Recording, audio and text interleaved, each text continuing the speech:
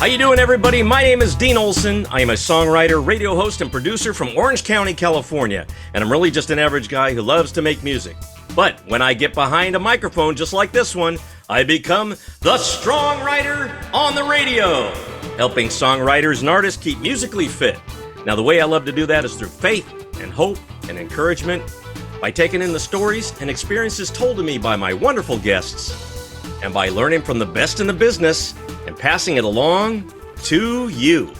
And I want to welcome you to another beautiful day for a fantastic show. Thanks for tuning in and listening to me on iHeart, Power Me Up Radio, Music Talk 24/7, the station with heart on iHeart and all across America. And as we travel the bustling excursion from Halloween to December 25th, you're probably bombarded. You know, the road is filled with Christmas music on this journey, whether you want it or not. However, my special guest seems to thrive on that type of thing.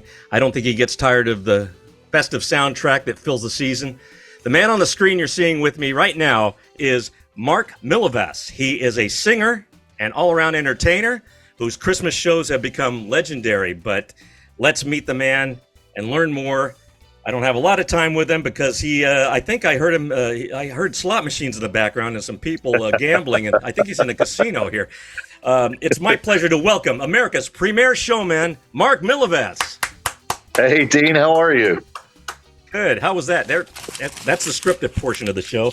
It certainly is nice to meet you face to face. We had a little glitch trying to get a Zoom, but you know what? I'm thinking it's worth the wait because you are a busy man. You're a showman, and you are also getting ready very soon. As I tape this with you, you're getting ready to do another one of your fantastic shows.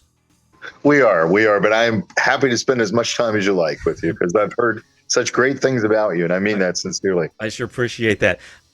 Where do I start, though? Let me see. The word showman came up a couple times in my little the bio I was reading, so I figured that, you know, you're an entertainer.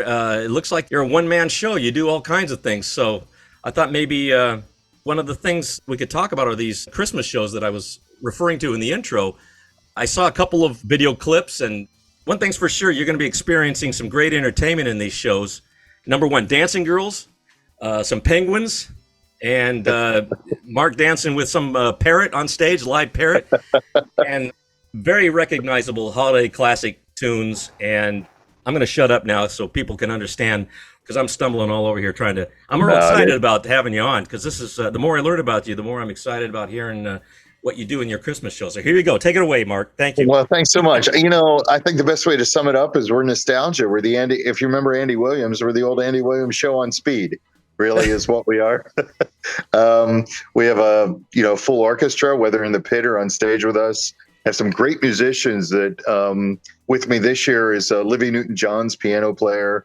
Some of the musicians from the band Boston, if you remember them, at Survivor. Oh, yeah. Who in particular? Maybe you can name drop. I know some of those people. Well, Walter Eno was in the band Survivor. I know Walter. Dane Bryant was Olivia's piano player and arranger and conductor. Okay. He'll be with us this year. And the horn section, I don't like them, so I don't mention them. So they're just high maintenance. I'm kidding. Great horn section from all those PBS oldies shows that you've seen over the years. Really? Join us for this. So, it's really everything from the most wonderful time of the year, which is our single release this year, to Sleigh Ride, to Oh Holy Night, to Silent Night, to Santa Claus is Coming to Town, plus some other things we throw in there because I've had the opportunity to open for Barry Manilow, and we throw Copacabana in there. We throw a little Sweet Caroline that the local university dance teams joined me for. So we tie it in as best we can to wherever we are and to make it fun for everybody. It's all about, if you come to the show, it's about fun. And if you can't, and I always tell the band, it's 2 hours of, and I know this may be cliche, but having people forget about whatever's going on in the world and come and have fun and kick off the holiday season in a festive way and create a new memory, hopefully. Yeah. Forget your troubles and then enjoy some great holiday entertainment. I don't know if you're doing rehearsing for this thing all year to lead up to this point, or are you doing, sort of non-Christmas shows during the rest of the year? Yeah, we definitely do a lot of non-Christmas shows. early on, I covered "Fly Me to the Moon" and "My Way," which were Sinatra staples, but they charted really well for us in Europe and other places. So we tour a Viva Las Vegas show as well on non-Christmas times. But for Christmas, David Zippel and David Friedman were Disney writers and wrote Aladdin and the King of Thieves and other things. They wrote me a song called "Just in Time for Christmas" that's on my Just in Time for Christmas album, which this single is on. And it's been very good to us. So that's how we started really beginning more touring and other things. David and David, I guess, did they write this especially for you, or did they write it and then hand it to you and say, you can use this? They really handed it to me and said I could use it. I learned about the song and I flew up to New York and went to their apartment or condo and said, hey, I hear you guys have this song. Would it be okay if I use it? And with their blessing, they said yes. And then after we recorded it, gave me a really nice plug. They were pleased with the way we did it. So it's really become one of ours. And people come to the show to hear it as well as other things. So very, very blessed and very fortunate to be able to do that. They were very nice to do that. And, they're prolific writers. Without the writers, we can't sing. True. Yeah. And you, are you picking the arrangements? Or are you doing these yourself? You have somebody that arranges your music? I clearly have somebody else arrange it. We have some great arrangers, different arrangers that do it. And we also have some of our own songs that we put in there as well. But, people for Christmas or for the holiday, people want to hear what they know, right? And they come to hear, I call it comfort food. The music is comfort food. You want to hear what you know or what you have a memory of, and sometimes create a new memory with that song. So definitely we have some great arrangers. That's for sure. Yeah. It's like you were saying with, Boston and some you talk about some of these classic groups from back then. You want to just hear the hits in those concerts. You don't want to hear the new songs actually from the new album. Like, hey, play Long Time, play, that kind of thing. So absolutely, I think it's the same is true for Christmas. Every once in a while you come up with a cute a ditty for Christmas and they go, okay, I like it. That's catchy, but I want to hear something I know and sing along with you in the audience, Right. That's absolutely right. You want to hear White Christmas or Last Christmas or whatever it is. Yeah. You want to hear it.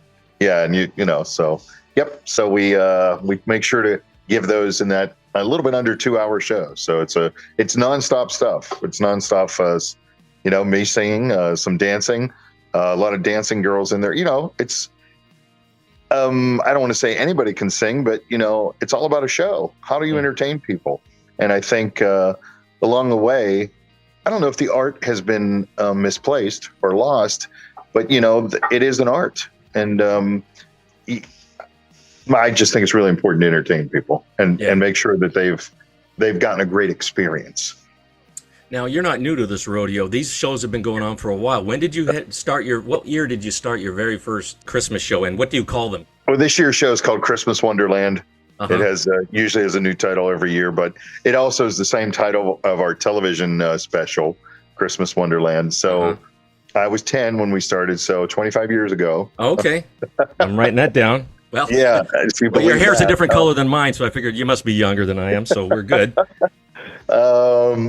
That's why there are salons, Dean. But no, it's been a while, and I started singing when I was 8, when my grandfather would pay me, believe it or not, after church, I had to learn a new song every week, and he would give me a quarter to learn a new song every week. He was bedridden, and to entertain him. And I learned early on, I could get paid for this. This was fun.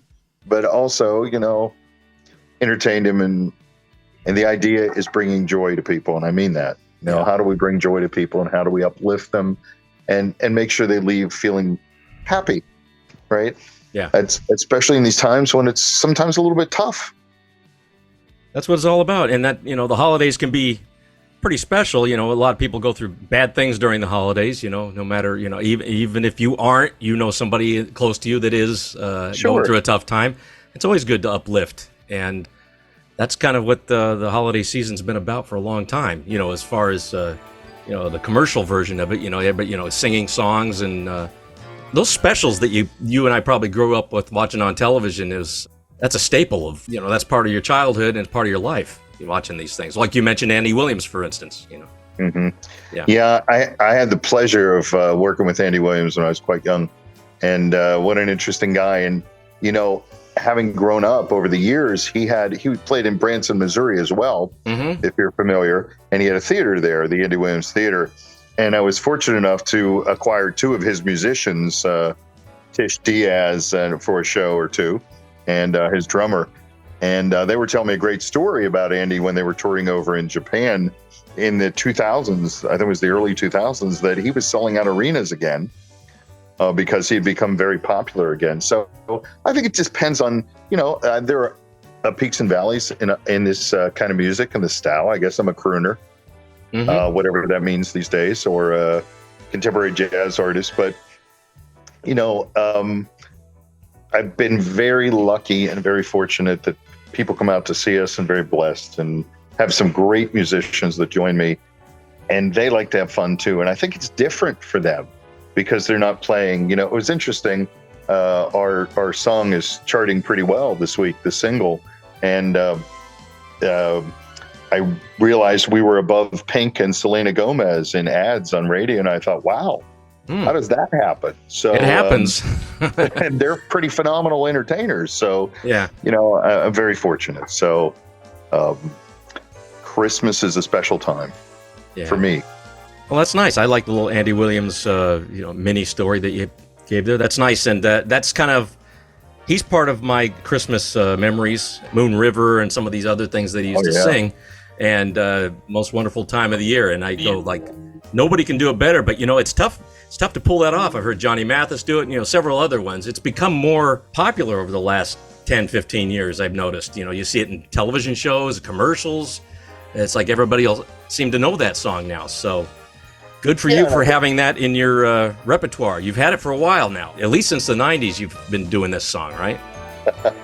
At least since the 90s, yeah. We just decided to release it this year as a single. It's the most wonderful time of the year, with the kids jingle belling and everyone telling you be of good cheer.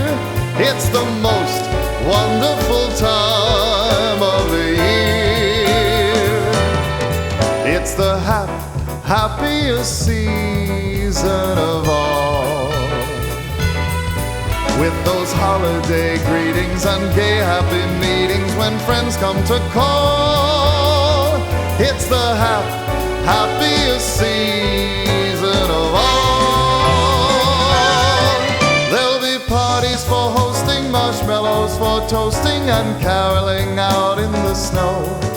There'll be scary ghost stories and tales of the glories of Christmases long, long ago. It's the most wonderful time of the year. There'll be much mistletoeing and hearts will be glowing when loved ones are near. It's the most wonderful time of the year.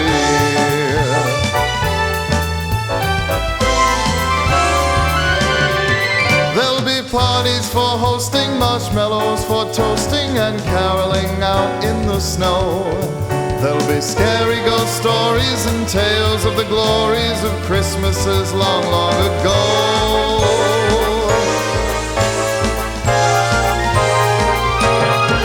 It's the most wonderful time of the year.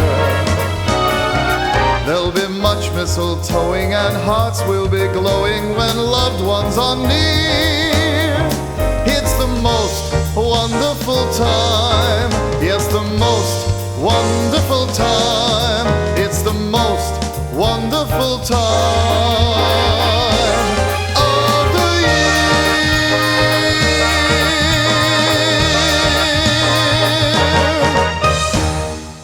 You asked me how long we've been doing this. It is our 25th anniversary of the live show. And it was Arnold Palmer, the golfer, or the drink, however you remember him, and his wife, Winnie, who helped us start this for Arnold Palmer Hospitals and the Children's Miracle Network 25 years ago.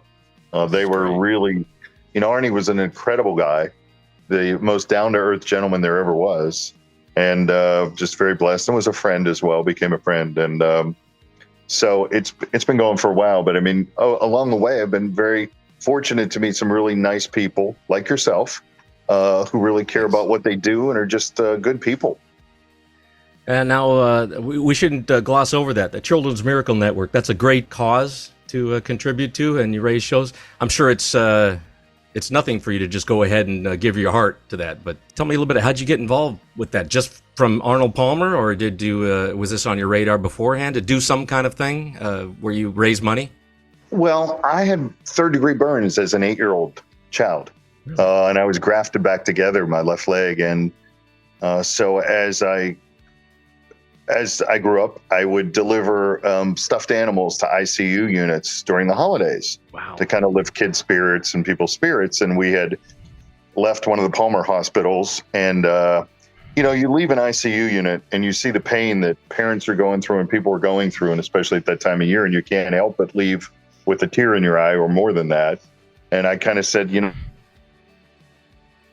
be something I can do more than this. And that's how I suggested to the Palmers that we start this holiday show to eventually televise, so people would remember that people still care about them and think about them at the holidays. They're very well remembered, and it's taken a long time to get it to television, but we're now in our third year of syndicated, CBS, ABC, NBC, the CW. And, it's been pretty successful, and we're pretty fortunate, but that was the original goal. And and CMN, or the Children's Miracle Network, is a Marie Osmond Foundation, as well as John Schneider. That's who started it. Right. I flew up to Salt Lake City to meet with them and say, hey, I really have a strong belief. The other part of my life is I used to teach third grade. So I used to torture children daily for a living. So it was fun. And I flew up there and I said, hey, I'm strong belief the album to benefit this. And so we all hit it off pretty well, and they said yes. And that's kind of been one of my causes for a while now. Besides, another cause is helping kids learn to read. So just really fortunate to do that, and have run into some really great people along the way. Just like I said, I don't mean to be redundant about that, but I mean, I think it's really easy to be kind.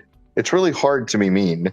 And I think the kind people along the way that you meet, like yourself, who's very kind, it's always the bigger they are, the kinder they are, I've noticed. Mm-hmm. And they're really giving of themselves and of their time, because they've become very fortunate and blessed, and they just want to spread that throughout the greater community, whether it's, in their community in LA or Kansas City or Pittsburgh or Boston, or whether it's in the entire world or United States. Yeah. I think they just try to do that.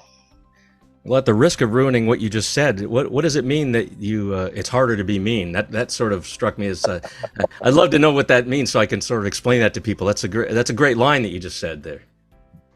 I think it takes a lot. I think it's all about energy, and I think it takes a lot of energy to be mean. Yeah. I agree with that exactly. Yeah. It takes a lot out of you, and then if you have a conscience, it takes you down a peg. You feel you feel embarrassed. Exactly. And I actually, I really do care about people. I care about everybody I interact with, and I mean that sincerely. I like people, and I like that we get to interact with people, and that we get to make a difference. And I think it's about making a difference. We all have special gifts, every single person. And you can make, whether it's you think it's a little difference, believe it or not, it's one of the big difference. You make a big difference in people's lives. And I'll tell you a quick story about that. We were putting a few years ago, before the pandemic, putting a show together, and I'll tell you, I had just reached my wit's end. I thought, I'm never going to pull this off. I just can't do it. There's just so many things going wrong, but somehow we pulled through. And I think it was my mom that said, just do it, it'll be fine. And I thought, okay, we did. It went very well. And afterwards, I got this email from a young man. Now, this young man had Down syndrome, and I found this out through his father, who gave me a little precursor to the letter. And he said, I just want you to know, this was the greatest. He came to the show. This was the greatest day of my life. And now my dad and I sing songs together, and we write songs together. And it just hit me that, boy, this is never about me. This is about what you bring to the table. And I keep that story with me, and it chokes me up a little bit, but I keep that story with me close to my heart because that's why we're doing this. I mean, I'm not doing it for, it's nice when people recognize you, and it's nice that all those things, but you do it for me to make a difference in people's lives. And that, that hit me hard. Those are those serendipities. I guess you'd never really realized what you're doing and the impact it has until somebody admits that to you, and that's a good thing. I'm glad that happened. That moment happened for you.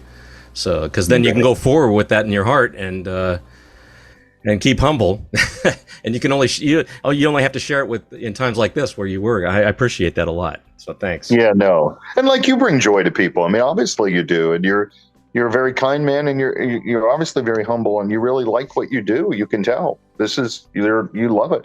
Yeah, and when I can't inspire, I hope that the people I bring on, like yourself, will do the same. Because in other words, that's what it's all about. And to bring it back to your holiday stuff, when you're not on stage doing all these rehearsals, which I want to ask you about for your shows, but what's life off the stage? I'm getting the sense that you're just as good off the stage as you are on the stage. You've learned to carry yourself in both arenas, Well, I don't know about that. Usually I'm scoping out where Long John Silver's is. So well, yeah. You know what? Maybe I can I'll drop you some money. You can send some over. They're disappearing in Orange County out here in LA. So it's they're disappearing everywhere. But I tell you, I don't drink, I don't do drugs. It's my one addiction is Long John Silver. So it's not meant to be a plug, but I'm probably not good for my waistline, but I really love it. Well, I'll tell you what's not good for the waistline is those crumbly things they put in when the fish is, they do that on purpose. That batter that they just sprinkle in the bottom for you. I love those. I think I think they scoop it out of the thing and put it right in there. Okay. I ask them for an extra dish every time. Can I have the crumblies, please? Yeah, the hush puppies are great, but give me some of that crumble stuff or whatever it is. Yeah, yeah, that is an addiction. So you can tell I've been there. I like it. Yeah, I could tell you were an LJS fan there. I could tell somehow. Yeah, but I'm also one of the big things. I'm really passionate about helping kids and teachers help kids learn to read. So much like Gloria Estefan, who has the Reading Foundation, and she's in our TV special as well. So that's why there's a parallel. Right, I did read that. Yeah, that's wonderful. She's a wonderful woman, and just helping kids learn to read. It's because the things you find out is if they don't, 80% of them are incarcerated, and there's all kinds of statistics. So it's just so important for that, and so it's one of my passions as well. And since I did teach, and I had I grew up with a father that was an elementary principal and a sister that was a superintendent. So it's in the family. So I strongly believe in that as well. So when I'm not at Long John Silver's, I'm doing that, and then and some reading too. So tell me about. Let's go back to young Mark. You mentioned some of the not tragedies, but I mean that was a tough thing getting burnt way back then. But and by the way, when you did mention that story, I was wondering that must the news with Jay Leno. You'll understand that probably hit a chord there for you because you understood. That it really did, especially. And I always listen for what degree burns it is. And when I heard 3rd degree, I thought, this is going to be a recovery. It's going to take some time. It's going to take a while, yeah. And apparently, at the time we're talking right now, I heard that he's making it out and he's starting on that road right now. So that's great. Good to hear. That's great to hear. But as a kid, did you imagine that you'd be not only growing up and getting a teaching credential and going to teach 3rd grade and everything like that, but did you already have this inkling that you were musical, that you would have music in your future? Yeah, it was always a dream. It was always I don't know if it's a goal, but I just loved it. I think people said, did you study music? Not really, except for the Beach Boys and Barry Manilow. That's who taught me to sing. And this is an old reference, but my parents had Robert Goulet albums. Love that. And so I couldn't find too many people with a baritone voice like myself. And Robert Goulet had this rich, deep voice. And so they really taught me, the Beach Boys taught me how to sing harmonies. And I'll tell you a quick story about one of the Beach Boys, Bruce Johnston. He heard the record And he sent me an email just 2 days ago on the official like Beach Boy email that said, "Hey Mark, this record pretty cool. Number 2 most added is a big deal. You're really on pitch and sound great. Way to go." And I think the writers would be proud. And I thought, oh wow, the guys I grew up with, one of them sending me a letter. This is the coolest thing ever. So yeah, I just, there's certain bands like all of us that you really like. They were one of them. And probably the other one you'd never guess is Def Leppard. So no, but I like to hear that. Everybody's got that in their. You don't have to be purist on the things that you grew up with. I mean, I was growing up with that kind of stuff. So let's face it, I grew up with 70s and 80s rock and pop music, but all around, I was listening to things that the other kids in my school weren't listening to. Robert Goulet would be one of them. Yeah. He was on those Christmas ones. Mark this holiday. Well, that was beautiful. Well, that was perfect. That's right. Yeah, he's fantastic. Yeah. But we lose so many of these people now. As you get older, you find out they were older than you, and they're gone. These poor. Much. But I like the legacy all these people have left behind, and it probably inspires you. All these greats. It does. It really does, and I think it's. One other quick thing I'll say. Nobody probably remembers Boots Randolph. He's the gentleman that wrote Yakety Sax, the Benny Hill theme. And Boots, when I was much younger, was a mentor of mine. And then he took me on tour with him, and he had played with Elvis for about 5 years. He played on Return to Sender. That's all his sax parts on an REO Speedwagon stuff. Anyway. And the coasters, right? Yeah. He was a great mentor and couldn't have been more kind. But I'll tell you, and he played with Chet Atkins. Those were his contemporaries and all those. So those kind of people, I think it's really important, not that I'm, anything, but it's really important to help mentor people coming up as well and help, we're all one big happy family, I hope, and want to help one another. I think it's important. So those people helped me. Mr. Rogers, I had a chance to work with Fred 3 different times. Oh, that's if you remember great. the Mr. Rogers show, he was the most genuine individual ever. That's who he was in person. But those kind of people really, they took the time to lend themselves so they knew the next generation of what was coming, because they knew it was so important. And so you were spot on with your interpretation of your singing of Robert Goulet. Nicely done. But and I'm not even Canadian, but I do get it. I tried to do the Canadian accent in there, but it's tough. No, from Camelot and everything else he did. It was and that's another one. He and Carol Lawrence singing the Frosted Window Panes, the waltz, Christmas waltz. Yeah. Yes, absolutely. Yeah. So there's a lot of great songs. I mean, but Mariah Carey's got her perennial hit. That's a great song too. And there's a lot of great songs today. Who doesn't like a Green Day song from the 90s or anything else? But there are maybe.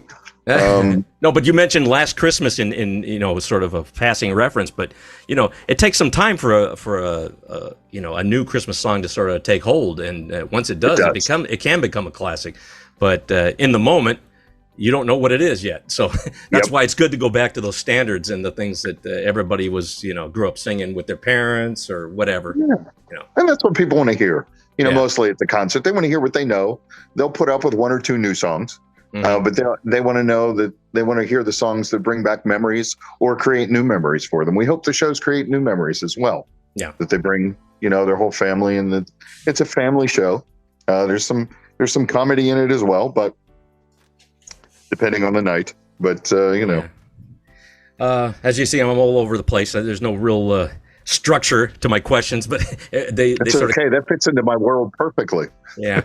Let's talk about when you do these shows. Now, for those who aren't even familiar with it, they just assume, okay, I get it. He's doing he's doing like a variety act sort of on stage and lots of Christmas music and dancing and everything like that. But you're doing these rehearsals, which is something that you and I talked off the air here. We were talking about you were doing a lot of rehearsals for the show and you're busy. How does that whole process work? Are you just, is this in your mind 24/7? I got to, the next day what we're going to do, or is there a set schedule? You probably hit your stride by now, but this must have been a hard thing to get started once you try to put it together.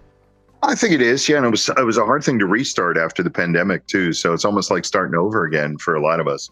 At least it is for me. So it's not necessarily in my mind 24 hours a day, but I have different choreographers we work with too, and so I work with them, and I kind of conceptualize it. Believe it or not, my mom designs the stage for the show, so something she loves to do. It's a family affair. Yeah, I like getting the family involved. My mom would probably do something like that if I asked her, but I don't want to bother her with that stuff. she's very good at that stuff too. Yeah, I mean, I finally found my mom just 5 years ago in Florida. But anyway, She ran away from me. No, but it's funny. My mom, I think it was 2018, and I did not grow up in a family that said, "Oh, how great their children are. You're just this wonderful person."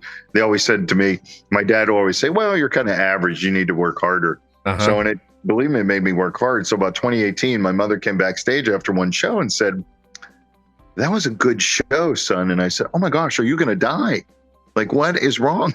So it was the first time she'd actually told me that. And I knew she meant it.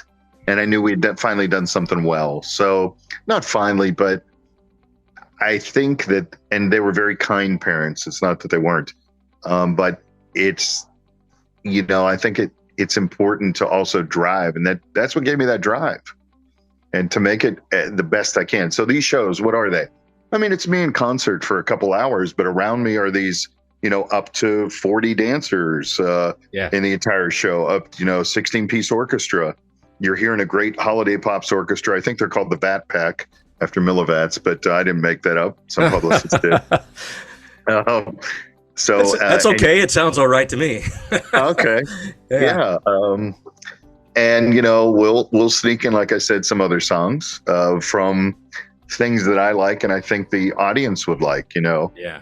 And we had a weird experience at Graceland in Memphis. It was almost not weird, but it was very interesting. So we stick in Suspicious Minds in the show as well. Oh, like that. We stick in some others. Yeah, it's a great song. And boy, I have some great backup singers. Sandy Martin, she lives in LA. She's actually flying in for our Pittsburgh show and does some of the other ones, but she's really good. She sang with Rod Stewart for a while. Oh, and Sandy Martin. Some other, okay. Yep. And Franco Harris, his niece, who he played for the Steelers. In the 70s, in the 4 Super Bowls they won.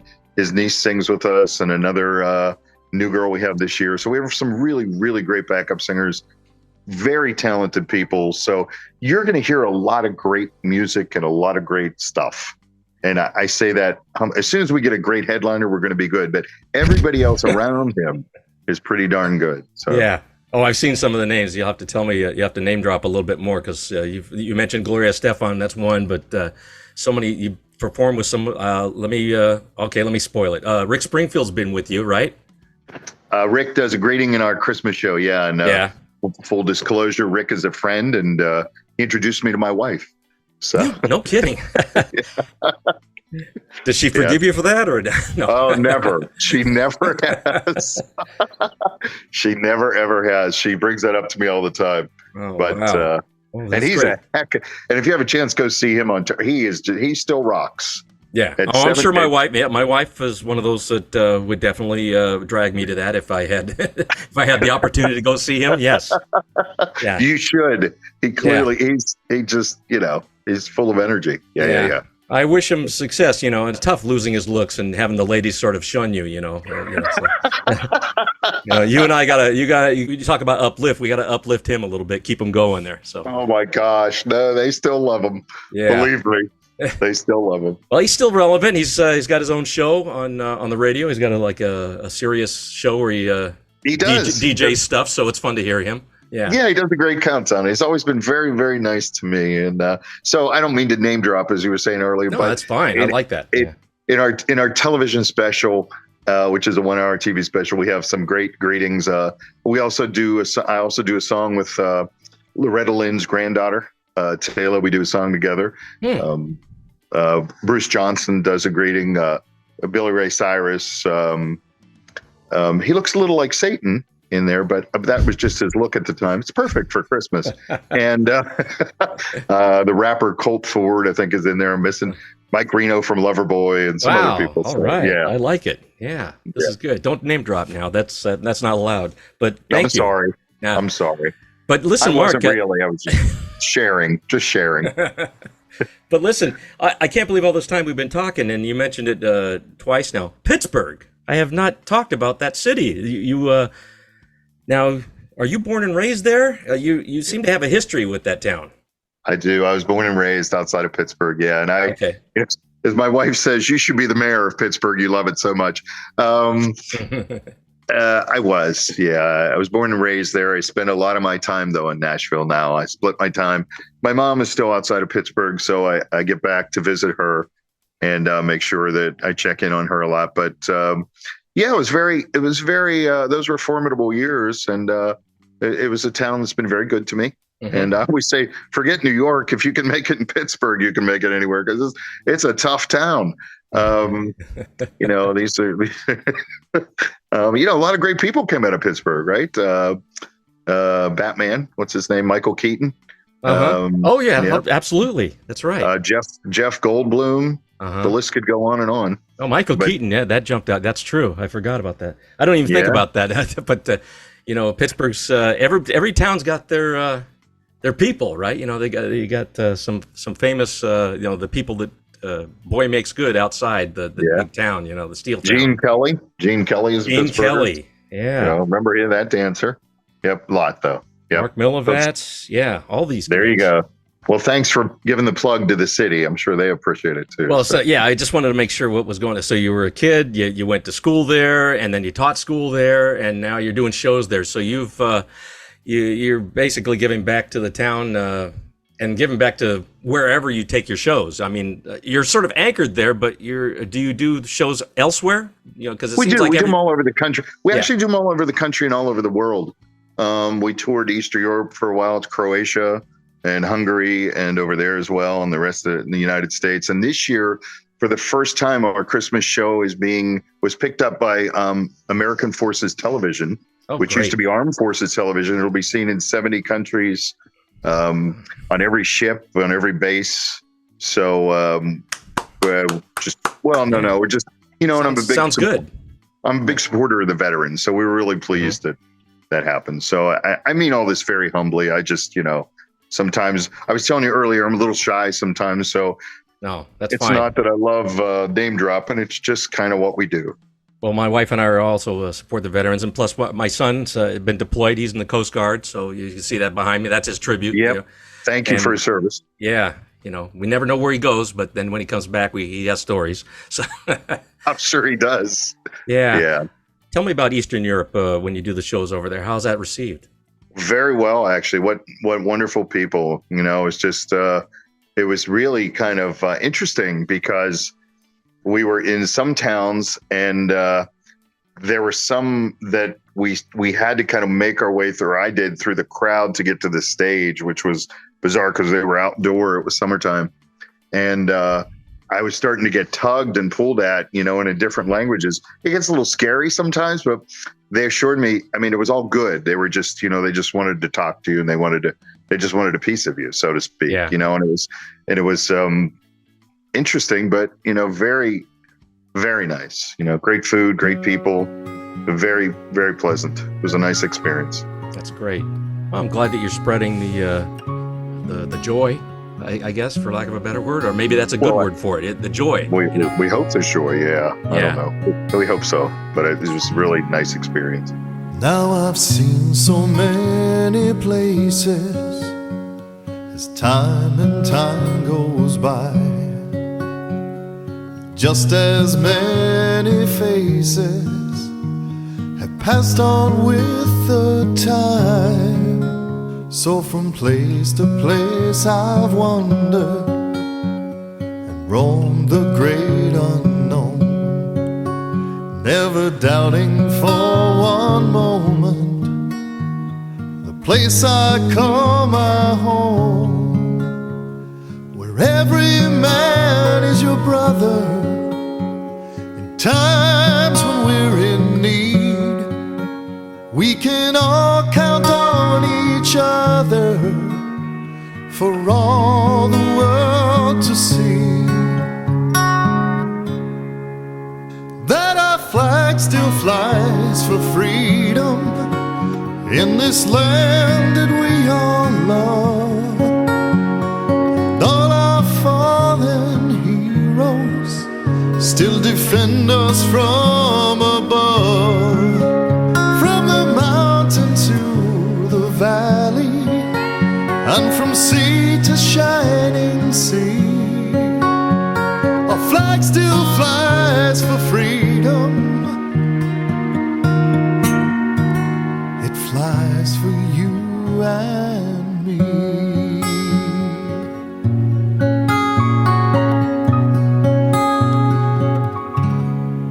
They say the world must keep on turning, and in our hearts we'll find the strength to keep on learning for those we love but leave behind.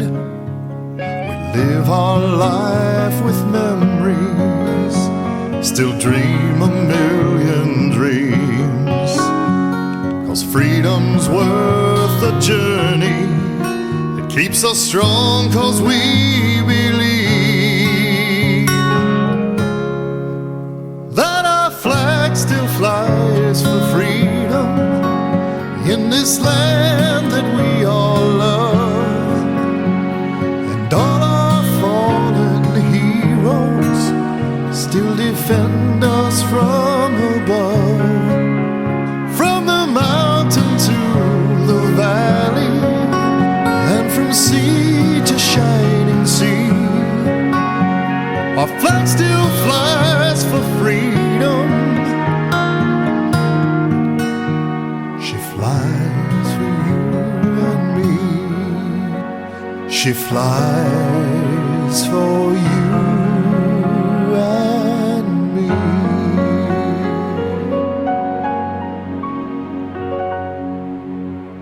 We've already talked about the most wonderful time of the year and got a little bit of a taste of how you came to put that in your act and everything, but you gave me a couple new ones. But before I get to that, just know that Mark did another album some time ago in another era. Maybe, was it 15 years ago or something? You had an album of other standards that you sort of picked out and played? Yeah, we did. We did an album. It was called "I Gotta Be Me."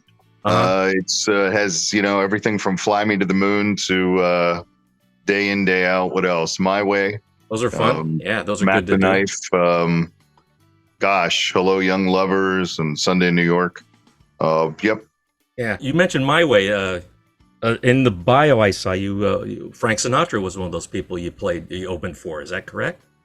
That's correct. We actually, on his last tour, we played a special dinner for him. I was the entertainer that night. And he sent a very nice note up to me.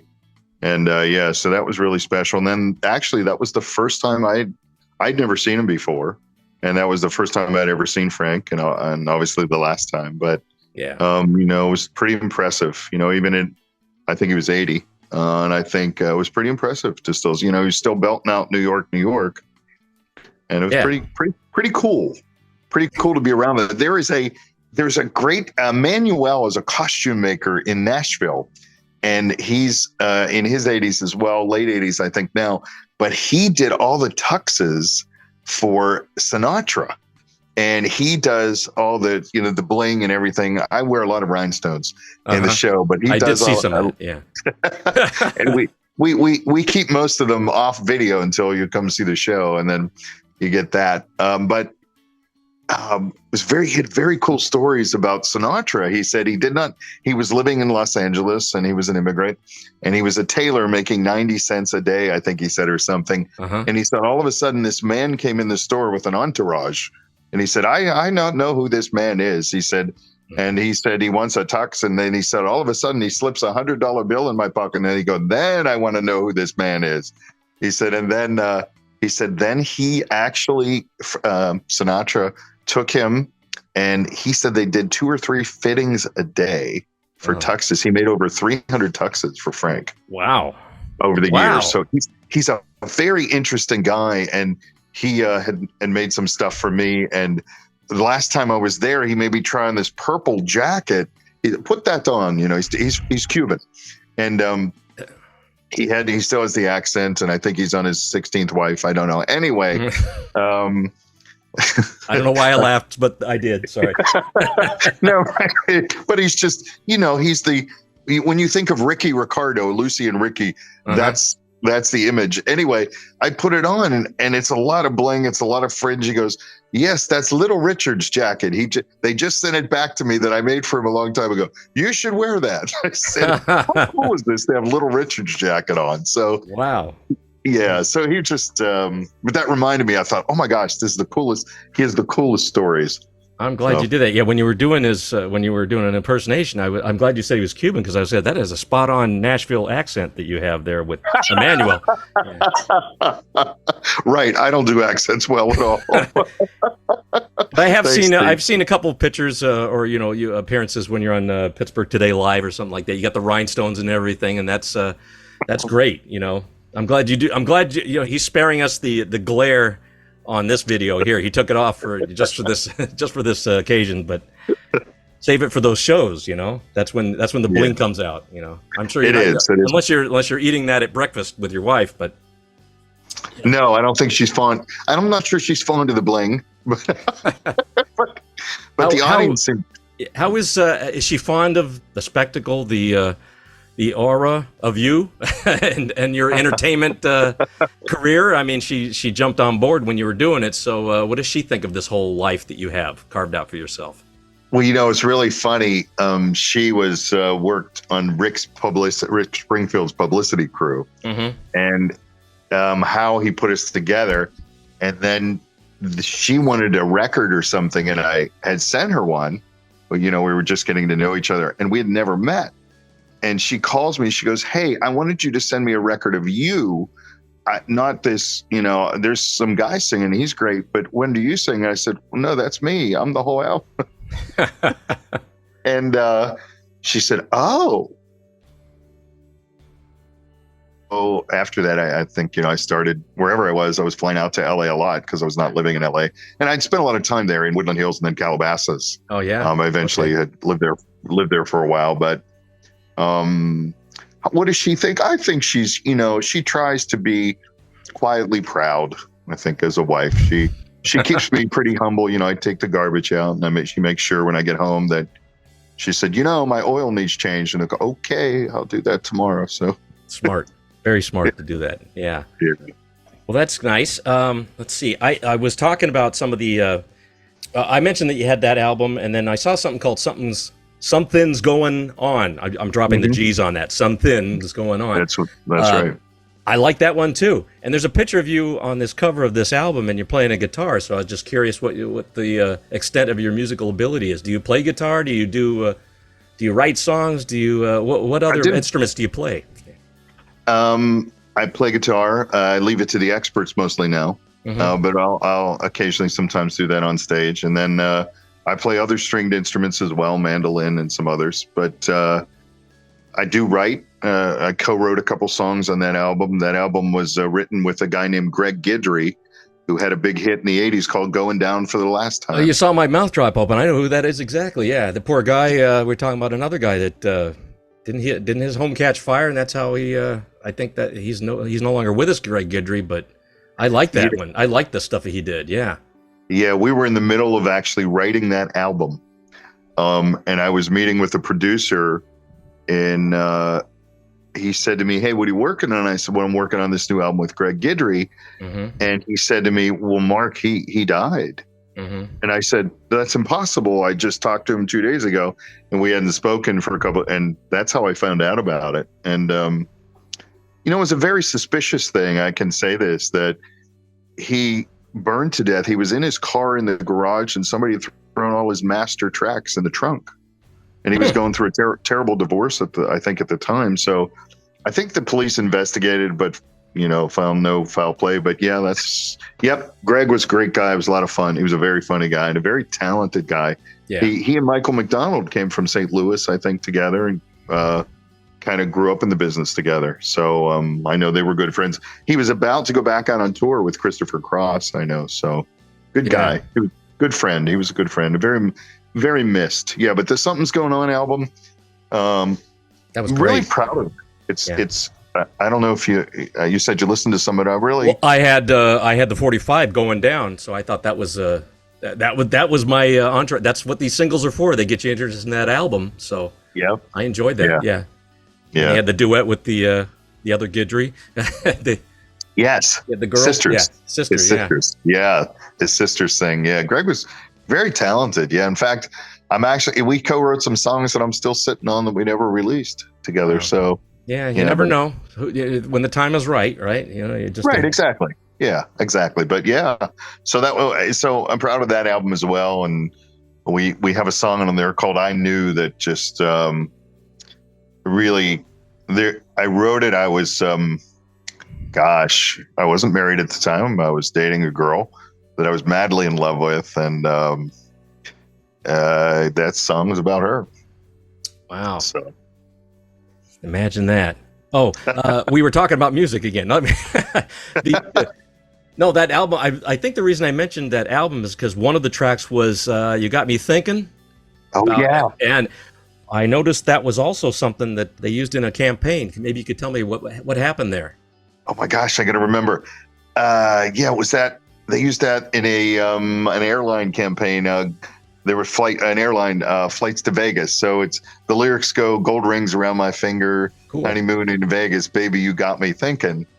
Yeah. And so they used that in an airline campaign. I can't remember at that time who it was. Might have been America West or somebody, but yeah, something like that. I read that. Yeah, US when Air they existed. Yeah. Wow, you had me pull up a little cobweb memory there. I didn't know that much. I thought maybe if you had the at your fingertips there, but yeah, I just thought that was kind of good. Now, you didn't write that, or did you? Was that one of the ones you I wrote? did not write that. I didn't write that one. No, I think that was Alyssa High and a few other people. Wrote it. They get to reap all the fun, and I guess from that's that. correct. But you got the glory at least. You got to be that. So they used it, so you were just hearing that as they play their commercial or something. Is that what it was? Yeah, they used it. Yeah, I think they used it in flight, and they used it as a commercial too. Oh, cool. That's great. Swore it was something I'd never do, though I've been tempted a time or two. Said no one ever could tie me down. One look at you turned me around. Just like that, you changed my mind. And for the first time in my life, I'm thinking about gold rings around my fingers, honeymoon in Vegas. Baby, I can't believe you got me thinking about ranch house, a 2-car driveway, getting ready for church on Sundays, raising a family. You got me thinking about love. Thinking about love. Thinking about love.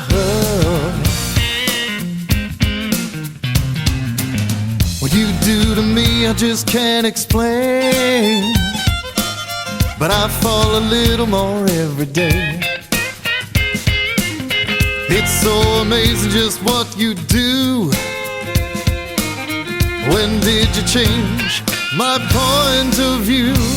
Just like that, it's all so clear. Every time that you are near, I'm thinking about gold rings around my fingers, honeymoon in Vegas.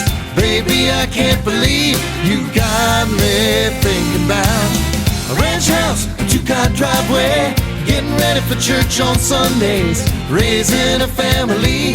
You got me thinking about love. Think about love. Think about love.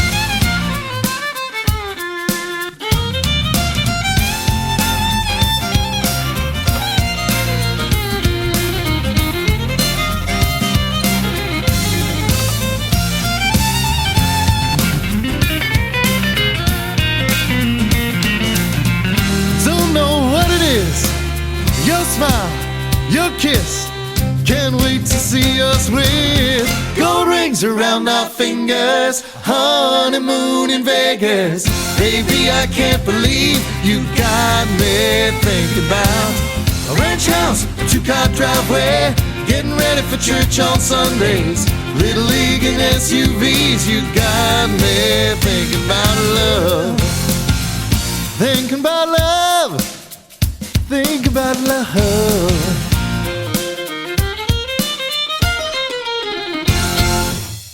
Yeah, it's a lot of exposure. Yeah.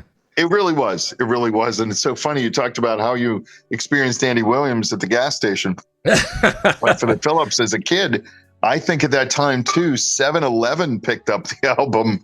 Wow. And we had some kind of distribution through 7-Eleven. And I said, okay, I don't see it, but all right. I used to think that was just a once in a while thing because, you know, when I would pull into Shell or something like that, my dad, you know, this be like in the mid 70s, you get the, you know, the tumblers or whatever. You get real nice glasses, you know, for the table, for the dinner table, you know. You know, and you collect all 8 or whatever, and that was an exciting thing. I said, "Hey, we got to get the you know." I think they were football teams at the time. So, hey, they had Steelers, they had Rams, they had Bills, they had the Raiders, all you know, a few of them there. And they said, "Well, we got to get them all just because."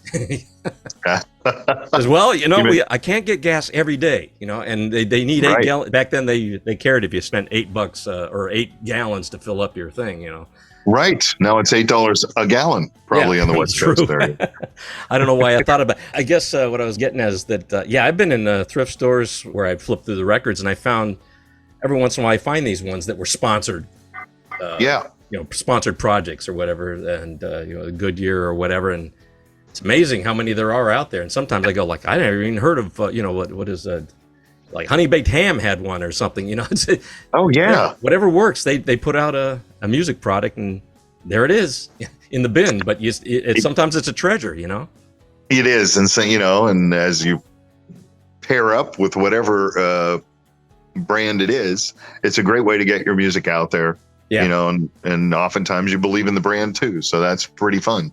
So anyway, I would just mention some of the previous music real quick. The Christmas That I Miss. I like that one because that's very Pittsburgh centric.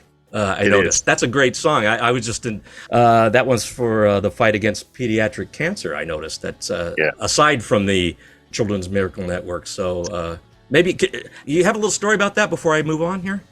Yeah, I really do. Yeah. One of the Rooneys own the Steelers. They're the family that owns the Pittsburgh Steelers.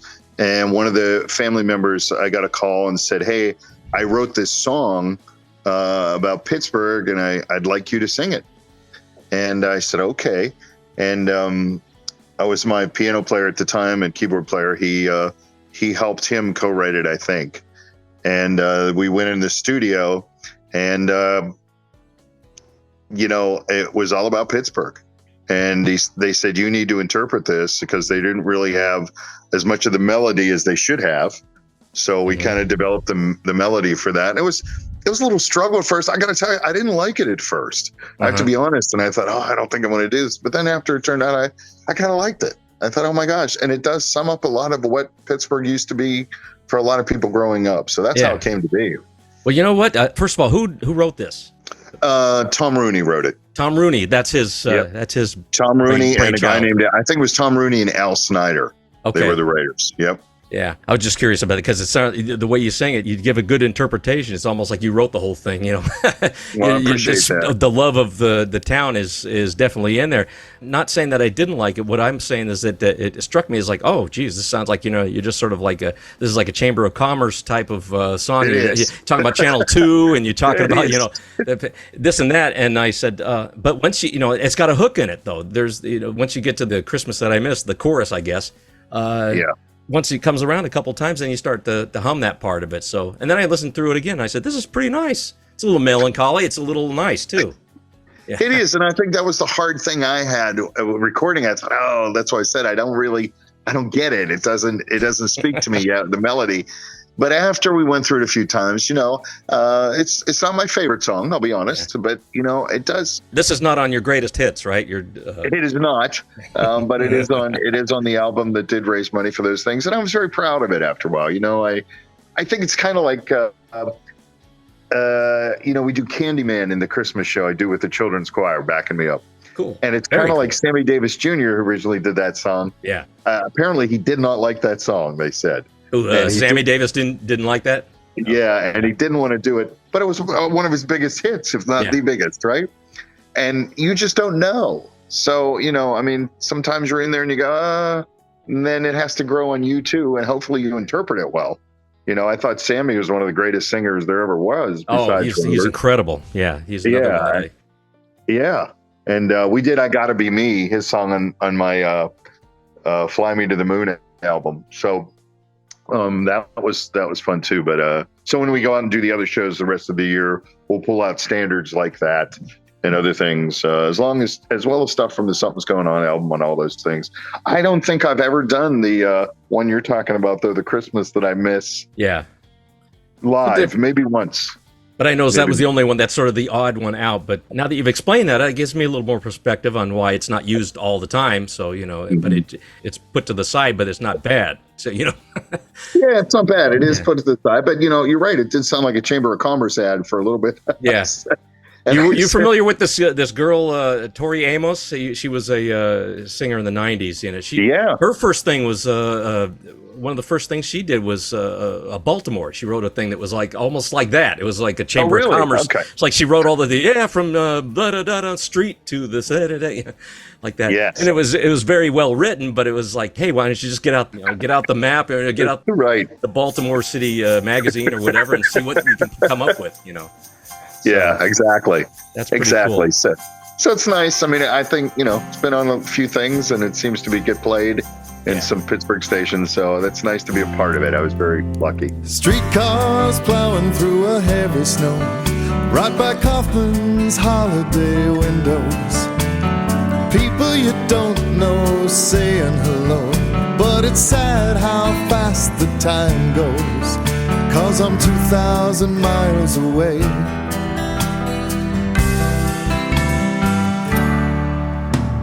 Watching Channel 2 and I hope and I pray that they'll cancel my school and I'll stay here in bed. Then out in the snow with my sled to play, with 5 shirts, long johns, cap on my head. But I live on a California bay, and I'm making Santa's list, reminiscing today, my mind sorting through the mist. But Pittsburgh's a place you don't ever depart. There'll always be a place down deep in my heart for the Christmas that I miss, for the Christmas that I miss, for the Christmas that I miss. Christmas Eve at Grandma's house, ride the incline and go downtown. All the cooking and baking that needs to be done, all the boxes from the attic come down. But I live on a California bay, and I'm making Santa's list, reminiscing today, my mind sorting through the mist. But Pittsburgh's a place you don't ever depart. There'll always be a place down deep in my heart for the Christmas that I miss, for the Christmas that I miss, for the Christmas that I miss, for the Christmas that I miss. That's wonderful. Okay, so there were 3 songs that I got the pleasure to listen to from Mark, and one of them was Most Wonderful Time of the Year. And then the next one I think I would give is Oh Holy Night. Now, that's one of my wife's favorite Christmas classic tunes, more reverent than most. It is. And I hope I did okay. Your wife will judge me. Oh Holy Night, if you don't do it in the right key, it's almost like the Star Spangled Banner. It goes across the map as far as notes. I don't know if you had that thing. Yeah. Yep. Especially when you go Dear Savior's Birth, you gotta hold that note right and down in that range and then come back up. So congratulations. I'm not saying that was a challenge, because I've heard the other stuff you do. You've got a nice voice with a good range and a lot of power in it. So why did you choose that one to send me? I thought that was a great one that you did. Nice rendition. Well, thank you very much. I think because I was really proud of that, and it speaks to me a whole lot. I mean, I'm a quietly religious man, so I don't wear it on my sleeve, but I do have a lot of faith.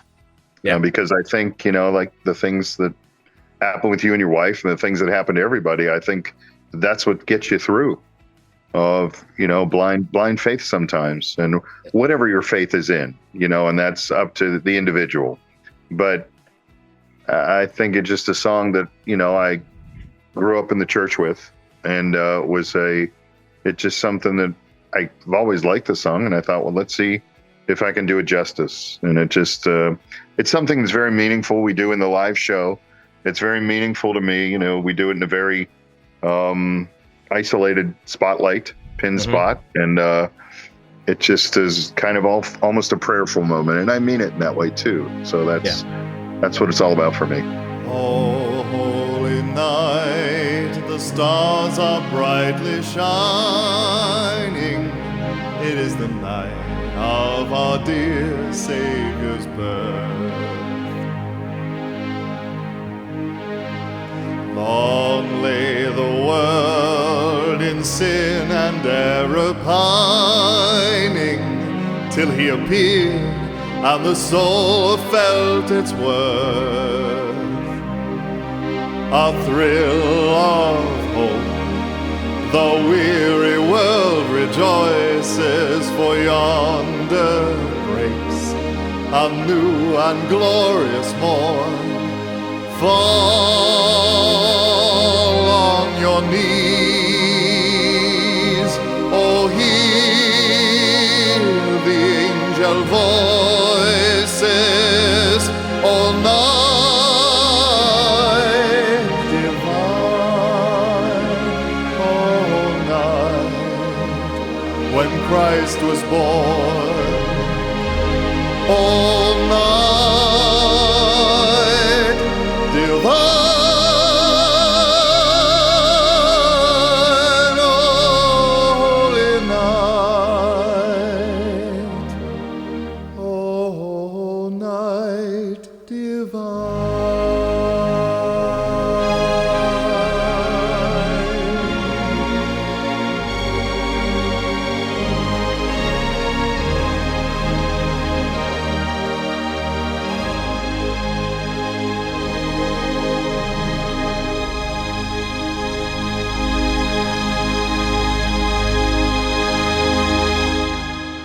To be like that, yeah.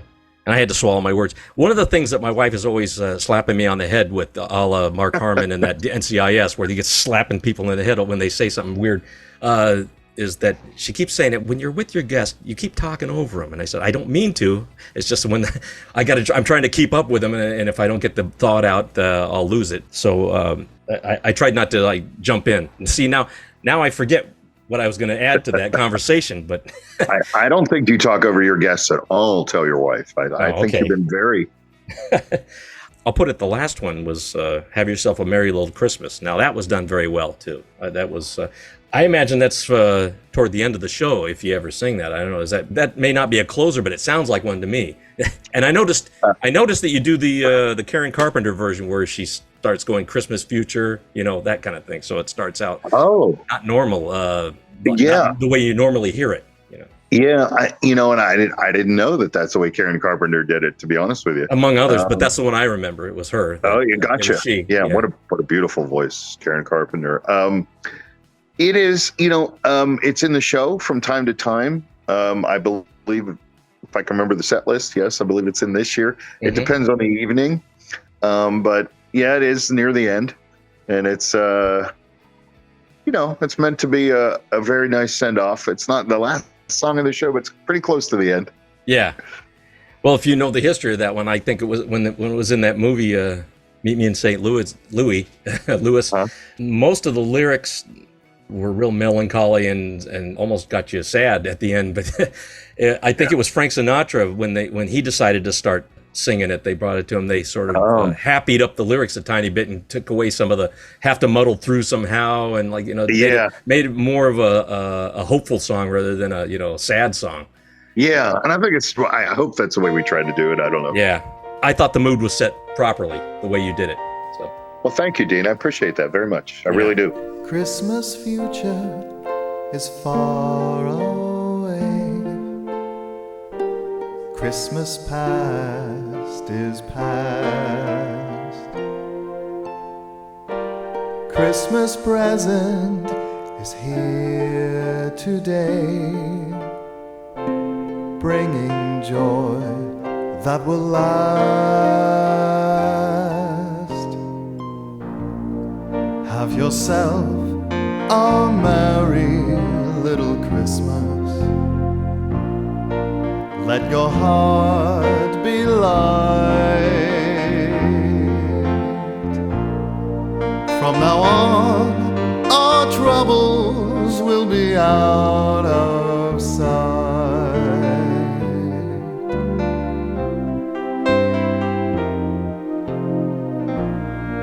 Have yourself a merry little Christmas. Make the Yuletide gay.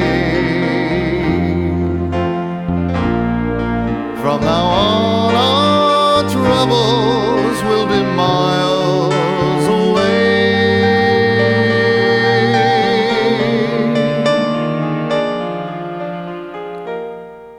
Here we are as in olden days, happy golden days of yore. Faithful friends who are dear to us, gather near to us once more. Through the years we all will be together, if the fates allow. Hang a shining star upon the highest bough,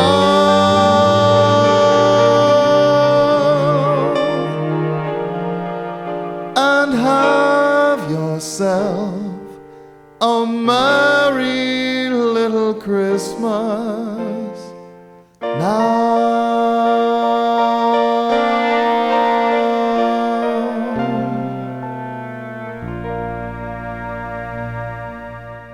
What other things have you done in your life here? How did you get the? Now I noticed that you do now singing, and you also do the dancing thing. Where'd that come out of? Did you have to learn all these different skills, or were you just a dancing fool naturally, or what is it? Because there's a lot of things you got to do when you're an entertainer, right? You want to try to do all kinds of. You do, and I try to dance a little bit with the dancers and other things, you know. Believe it or not, Eastern European folk dance. I was brought up on Eastern European folk art, dancing and singing. Oh, good. And so you have strong legs and arms then for that. Yes. Yeah. We did a lot of, one of my favorite was the Russian dancing that we did, and, the kicks and everything else, and Bulgarian. Yeah. But yeah, that's where it came from, and really developed the skills. That's that formal training. But really there wasn't any other aside from that. Okay. Yeah, just wondered if that was an afterthought, like say, hey, now that I'm on stage, maybe I can do a little hoofing and a little jumping and see what you let the rest of the like the girls in the background, let them do it, and you keep to the singing and the gyrating or whatever you do.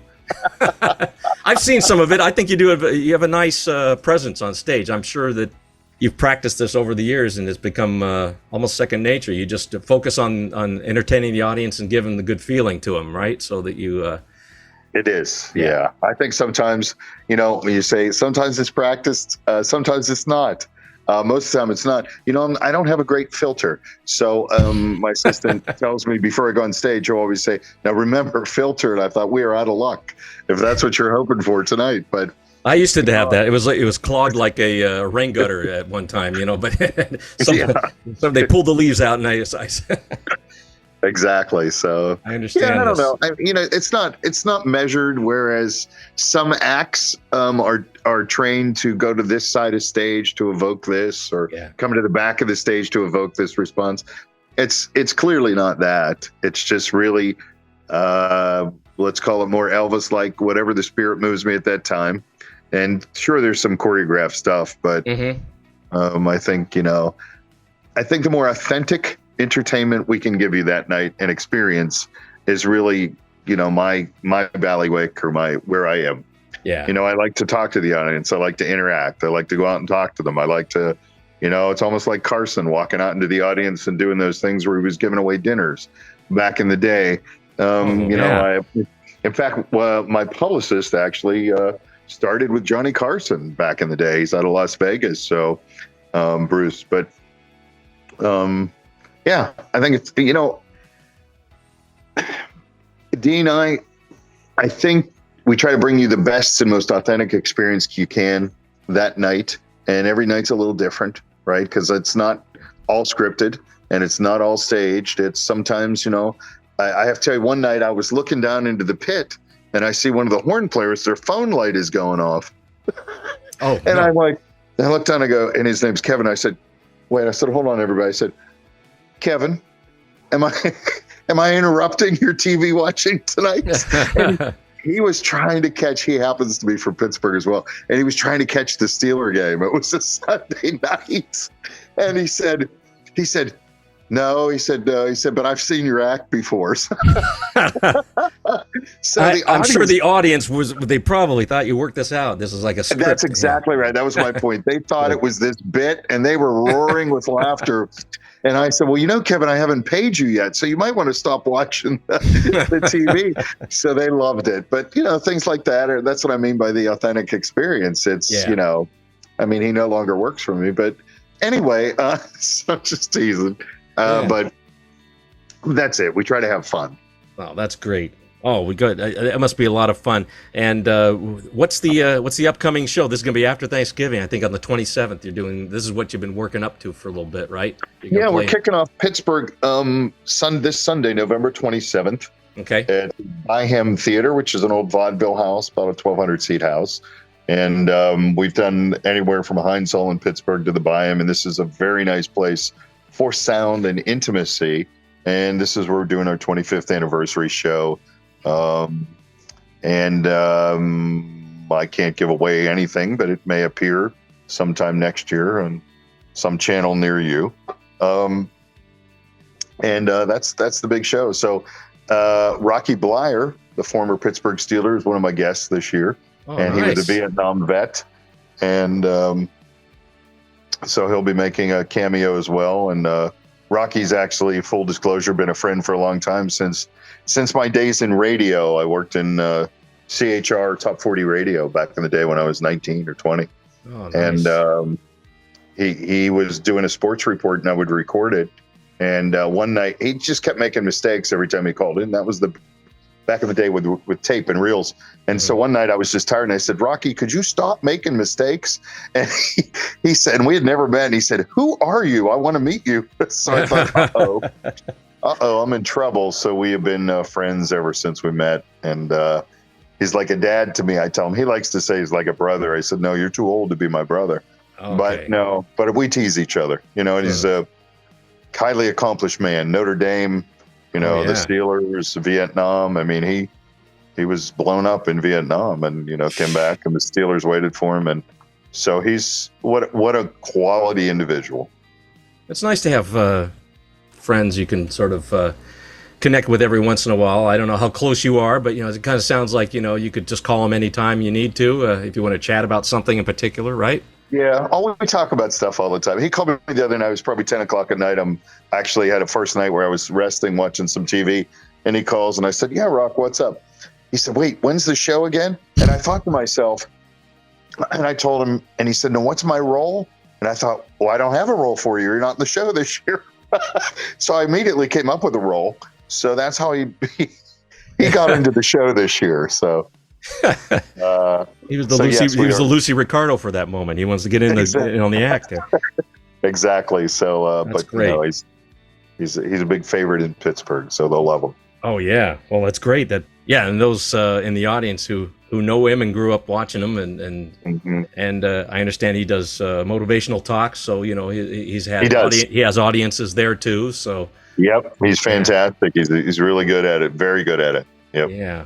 Wow, this is wonderful. Thank you for visiting so much with me on this. I'm just sort of talking about whatever. I hope I drove the point home that Mark's a great entertainer and has quite a following. He's been on TV.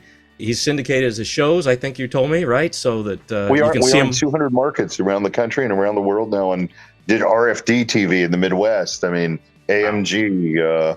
I don't know all the digital networks. It's not a world I understand as well as I should, but I think we're on 200 of the pay-per-view or whatever.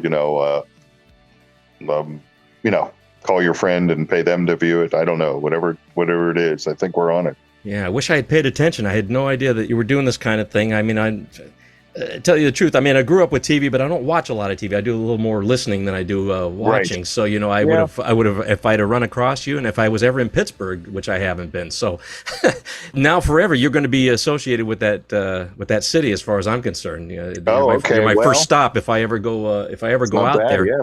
Well, if I'm there, please, I'll show you around. Yeah. How's I'll pretend I'm the mayor. Does it? You'll pretend you could be at least the honorary mayor. I don't think you want the real job. I mean, that's the. No. Sometimes it's a thankless thing. Yeah. No, I don't. But no, when we're out there, certainly when we come out there to play, I'd love to connect with you. That'd be fun. Yeah, it'd be wonderful. Now, when you're on stage, I mean, can you think back to the first time you ever did this kind of thing? I mean, what was the experience like getting up in front of people and, performing songs and song and dance or whatever, or just singing in front of people? So I have two memories, and I certainly started before this, but I remember being a freshman in high school, and my choral director said, you're going to sing an Andy Gibb song called Don't Throw It All Away, Our Love, right? Yeah.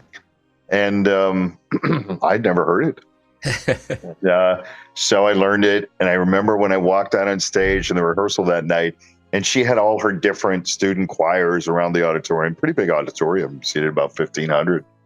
And I sang it, and there were screams like from the girls and shouts. And it was my first, foray into, oh my gosh, that's what that really feels like. And from then on, it just, kind of grew and grew. And that's one of them. The other one was, I was pretty young, and a promoter called me and said, hey, we lost the opening act for Perry Como. We'd like you to open for Perry Como. That was my first opening. I'm like, oh, okay. I had no band. And this was 3 days. I had 3 days to get ready for this. And, wow. And we put together, I think it was the backing group. They backed up the Righteous Brothers of the Vogues or somebody. Vogues did the 5 o'clock whirl, I think, the Drew Carey show. That was the theme. And they're also from Pittsburgh as well, Turtle Creek, Pennsylvania. Oh, no kidding. And, okay. Yeah, they came out of Pittsburgh. Oh, I could go on and on about Pittsburgh. But anyway. Yeah, I remember in the 60s, they did like Special Angel. They redid that one, right? You Are My Special Angel. I think so, yeah. But 5 o'clock world was their big hit. Turn Around, Look at Me. Yeah. And then the great. Letterman. Yeah, and some of the Lettermen were from Pittsburgh. But anyway, and that went well, but I was scared to death. What did it feel like? Oh my gosh. Just like what it feels like now. I'm pretty nervous before we go on because, you always want it to go well, like you do in your radio show or anything else you do, right? Yeah. And if you're not nervous, I think you lose that edge. I mean, I never want to become complacent in what I do, right? I want to always try to up the game and make sure I'm doing the very best I can. And if I can't, then maybe it's time to, I don't know, build toys at Santa's workshop. That would work. You have to be good at it. Santa's good quality control. He would. He is. If you're not doing it right. Yeah. From what I hear, the elves tell me. That's what you'll get. A love that goes on, forgiving me faith when I had none. You made me your world and all that I am, for loving me like that. That's what you'll get.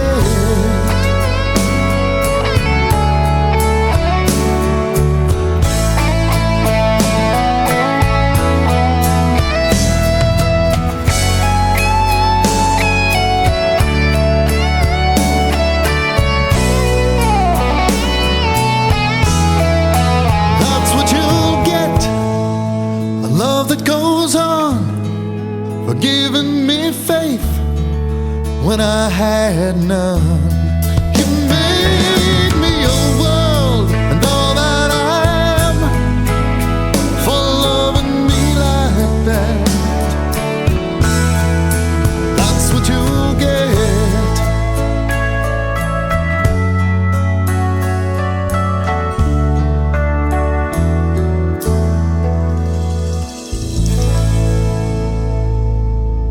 I appreciate you sort of like drawing the comparison to what I do, because I do that on purpose. I don't know if it's a subconscious thing I do. Is I only write maybe about 3 or 4 questions down. I only start with 3 or 4, and then I try to go from there.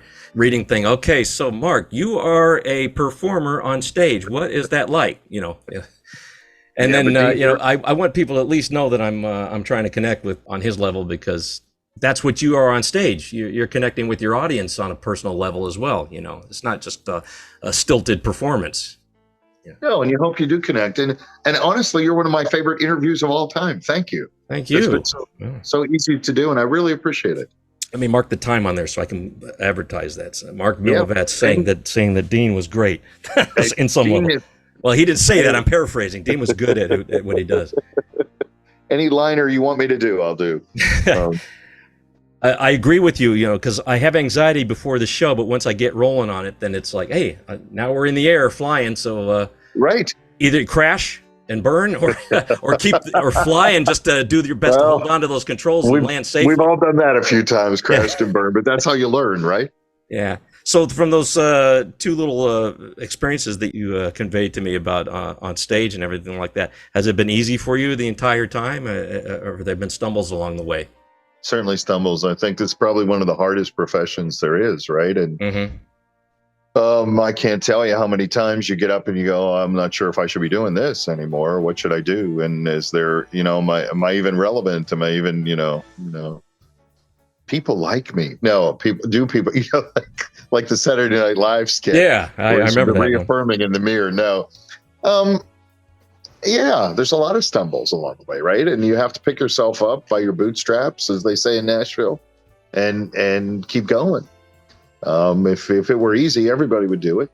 It doesn't matter what profession you're in, whether you're a plumber, electrician, a host of a radio show, entertainer. I don't think it's easy. If you're really doing it, teacher, doctor, if you're doing it well, then you've spent a lot of time preparing for it, right? And there's a lot more off hours preparing for it and rehearsing and everything. Not, just getting ready for what you do. Yeah. And I think it shows in what you do, and I think it shows in what people do. You can tell when somebody's prepared or not prepared, right? Right. You don't want your surgeon not to be prepared for your heart surgery. Oh wait, what is that? Yeah.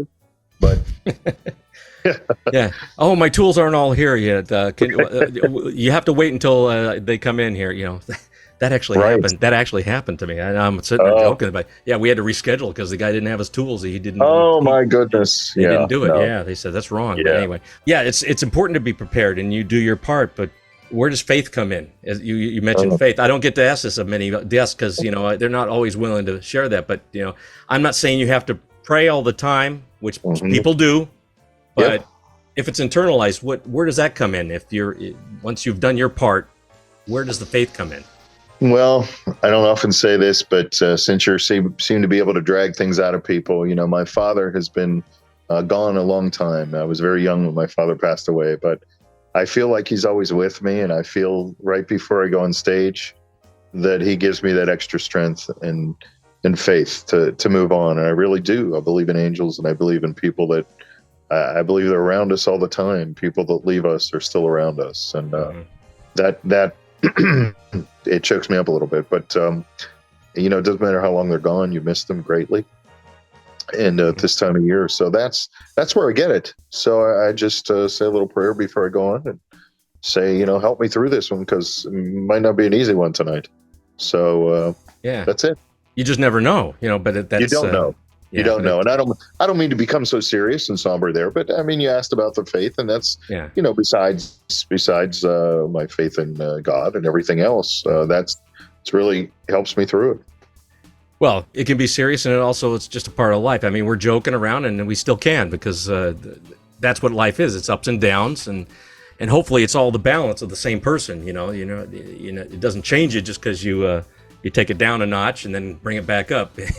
That's the difference from being phony and phoning up your good mood. I've heard a lot of people say, hey, you convince yourself in a good mood and you will be, but sometimes it's got to be a little stronger than that. Yeah, it does. It does. And I think, right. And I think you either have it and believe it, or you have faith or you don't. But that, it takes me through. It gets me through. Yeah. That's just my personal thing. I mean, you can fake it till you make it, but I'd rather people know that, hey, listen, I get down once in a while, but I'm trying my best. I'm doing my best to either entertain or try to uplift you. Yeah. Because we've all been there, Yes. Especially when you're in a casino like you are. You need some faith, and you need some... Absolutely. I'm not a big gambler, but I'm a big buffet person. So I need faith that I can eat everything on the buffet. That's really important. So especially when they have different cuisines. It was a pleasure to have you on the show. I really enjoyed the talk, and I'm enjoying the music that you shared with me. I know I'm sharing it with everybody else, and they can get to hear the dulcet tones of my beautiful soul here. Mark MILOVATS. I'm going to clap for him real quick. Well, Dean, it's been a pleasure. It's really been a pleasure to be with you, and thanks for playing the music, and thanks for the interview. Thank you so much. Well, I do love the voice. It takes certain personality in your voice, if you know what I'm saying, to get people interested in these songs, that they've heard already. You really have an enthusiasm when you sing them. There's a little bit of a Gordon Lightfoot-esque. Oh wow! In some of those, especially that one I was talking about, that something's going on with the some of those things. You have a good lilt in your voice. So I appreciate that. I love singing "Something's Going On." You brought that one up, just one of my favorites to sing. Yeah, so. little diversion. I always like to find out what's going on outside the Christmas persona. You have to take off that Santa hat every once in a while, right? Or that red suit or those rhinestones and. Yep. Yeah. Every once in a while. Well, because there's a few other weeks after Christmas. So yeah. But thank you. Thank you so much. It's been such a pleasure to be with you. I can't thank you enough. And I mean that. And tell your wife she's a lucky gal. She knows it. Because I tell her no, I don't say that to her at all. No, I'm the one always one saying that I have to pinch myself, and then say, because she won't do it for me. I have to do it myself. I understand that completely, but go give her a big hug today. Thank you. What a nice love story that you just told me about how you met and everything. That's a cool little start to life, Sounds like you, without knowing a lick about her, I think she sounds like a wonderful lady. So all the best to you too. Well, thank you very much. And thanks, Dean. Yep. Looking forward to meeting you sometime. That'd be nice. Yes. Okay. So let me have you do the honors. How, even though they learned a lot today, how do they learn about Mark MILOVATS and his music and his shows? You must have a website. We definitely have a website. It's at markmilovats.com. You can go there, markmilovats.com. Okay. Or you can go to Apple iTunes and download the music, or Amazon. It's all over there to be downloaded. And we will. I think that's great. You got to check him out. He's a showman for the ages, and he loves what he's doing. So it's going to be very evident when you hear it in his voice and watch these shows. Got to know more about this guy. Mark MILOVATS, everybody. Thank you, sir. Thank you, Dean. Thanks so much. Okay. Have a great holiday season. Merry Christmas and happy holidays. Merry Christmas. Happy New Year if I don't talk to you then. You take care of yourself. Bye-bye. You too. Bye-bye. Thanks, Mark. Thank you so much, Dean. Merry Christmas, Mark. For more information on Mark MILOVATS, go search for him wherever you buy your music, Amazon, Spotify, and the like, or go to markmilovats.com. That's markmilovats.com. Mark, I had a wonderful time visiting with you. I hope to see you again. Hope to talk to you again. But I got to get going now. Don't forget to check me out on StrongWriter.com, StrongWriter.com. And you can check out Mark's episode. And I want to thank you for listening to me on Power Me Up Radio Talk 24/7, the station with heart on iHeart. So, until next time, this is Dean Olson, the Strong Writer on the radio, signing off for now and saying to you all, let's all put our best pens forward, just like Mark MILOVATS, and be strong writers together. Now, go forth, have a wonderful weekend. God bless, take care, and we'll talk to you next time. Goodbye now. You've been listening to StrongWriter on the radio, as heard on the Dean Olson radio program and heard all across America on Power Me Up Radio, powered by Raven International.